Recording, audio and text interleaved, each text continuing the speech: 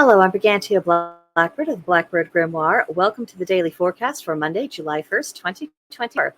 It is the day of the moon, and I've decided to start taking a little bit more of a specific spin with these days of the week because I do come from the Wiccan tradition. I view this more so as the goddess's day because the goddess is the moon is viewed to be one of her chief and most holiest symbols. So that's why I'm going that direction with it. This, of course, does not invalidate any other gods or goddesses associated with this moon. It's just what I'm doing personally.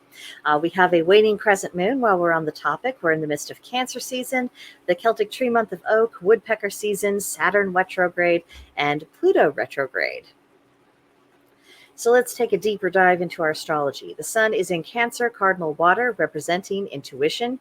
The moon is fourth quarter Taurus, fixed earth, representing industry. Mercury is in Cancer, cardinal water, representing hominess. Venus is in Cancer, cardinal water, representing frugality. Mars is in Taurus, fixed earth, representing purpose. Jupiter is in Gemini, mutable air, representing questing. Saturn is retrograding Pisces, mutable water, meaning that we need to redefine our dreams. Uranus is in Taurus, fixed earth, representing renovation. Neptune is in Pisces, mutable water, representing imagination. Pluto is retrograding in Aquarius, fixed air, meaning that we need to examine our intentions. So for the Saturn retrograde, remember to reevaluate goals, reconsider your commitments, and reclaim your authority. And for the Pluto retrograde, reclaim your ability to regenerate, reconsider what deserves your energy, and release attachments that do not serve you. So for the moon phase, the waning crescent, that means we purge, we rest, we meditate, we're getting junk out of our system. We're getting ready to go for when the new moon comes around. And then for the Taurus moon, our dues are be grounded, be realistic, be practical. On the don'ts, I know I wrote conversation, but what I really meant to write was conversion. Do not get involved with attempts at conversion, either yourself or other people. Try not to get in a situation where you have to have really fast reactions, and try not to be in a situation where you have to improvise. Not going to be the best energy conditions for that. So on this day of the moon, as you're going about your business, do not shut out your intuition. That's never good to shut out, but specifically today, you're going to want to tune in. Your productivity is going to benefit a great deal from being open to the little nudges that you get from the universe.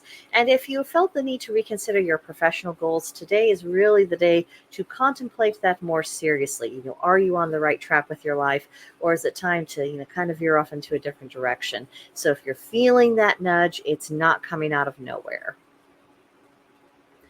Our tarot for today, and of course you'll see that we have switched up our tarot deck. So we're using the Rider-Waite tarot deck. The artist is Paula Coleman Smith. This is essentially, the granddaddy of the tarot decks that we are familiar with today. I very seldom get the urge to work with this deck, so I was kind of surprised when it gave me a poke and said, I want you to use me, but here we are. Be prepared for copious amounts of yellow.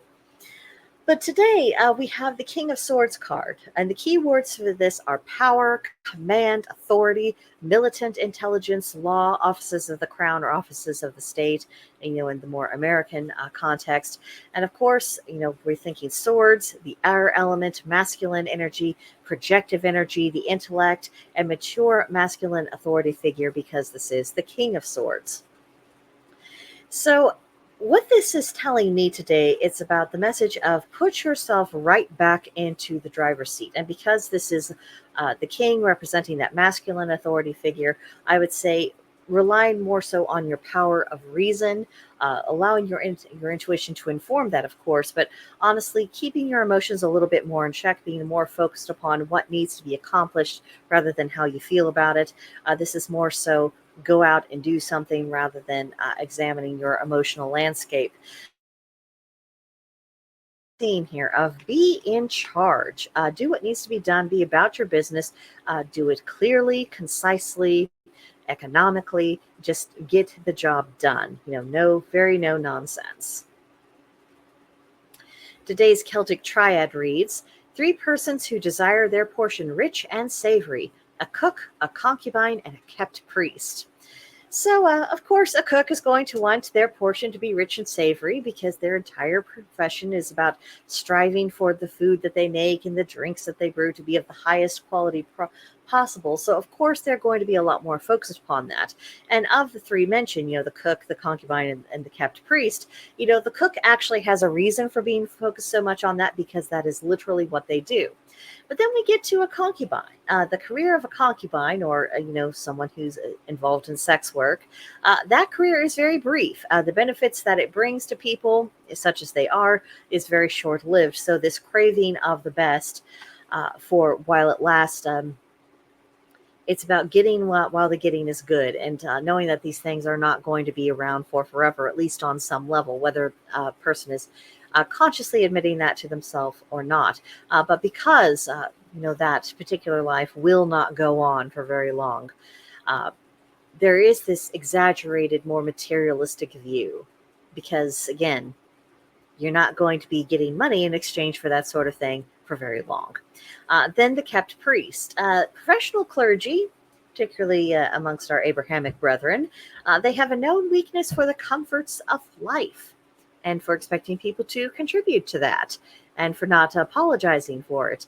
And, overall, it's not a good look to be that materially concerned. But when essentially your profession is to be a teacher of religion, it really shouldn't be about you. I mean, I'm not going to scold someone if they're living a comfortable life, but it should be done at their own expense and not everyone else's. And they should be focused more so upon their duty about bringing spiritual refreshment and spiritual care to people, because otherwise, what is the point of such a person? Now, today's magical intention is sensitivity. For this, we have the color lavender and the plant of the same name. We have the animal, the rabbit, which I found the cutest rabbit. I could not resist those floppy ears. And those big floppy ears of a rabbit, that always makes me think about sensitivity. They have very sensitive hearing, and that translates also to magical sensitivity. And the crystal that we have is the dambarite. So how sensitive is your intuition? Maybe you're doing quite well. Maybe you're like me and thinking, I would like to be able to hear its whispers just a little bit more clearly, just because our systems can get so junked up, can't they? Just in the general course of life, even if there's nothing really wrong or anything going on, just kind of the general hustle and bustle. We can get very caught up in the mundane. We can get very caught up in with the to-do list. And so sometimes we aren't necessarily getting those intuitive nudges as clearly as we would prefer to. So if you're in this boat, these are some things you might be able to draw upon in order to just improve the general state of affairs. Now for today's practice, honor a lunar deity because it is Monday. Also work on the sacral chakra. What aspect of your moon sign do you most resonate with? That's something to reflect upon. And then, because we are in the sign of Cancer, it is July, and the weather is fit for nothing but lounging in the water, I bring to you one of our water folk, which is mermaids, and reading up on their lore. That's something you could be doing today. We're going to have a different kind of folk or being for every single day of the week that we're going to be going back to again and again throughout the course of this month, reading up on their lore. It's just a good excuse to read up on some folk tales. And then last of all is dream work tonight. That's all on kind of our to-do list. And again, these to-do lists, they are suggestions. They're not commandments. And if I issued commandments, who would care? I'm not the boss of anybody. So hopefully this gives you some ideas of some things that you might work on, maybe inspire you to come up with your own list. The main thing is just to make sure that your practice actually is a daily one. You're always making that spiritual connection. Now, for our journal prompt for today, and I hope you appreciate that rather pretty picture I found on Pinterest. But the journal prompt is, what is your favorite beach or summer outdoor activity?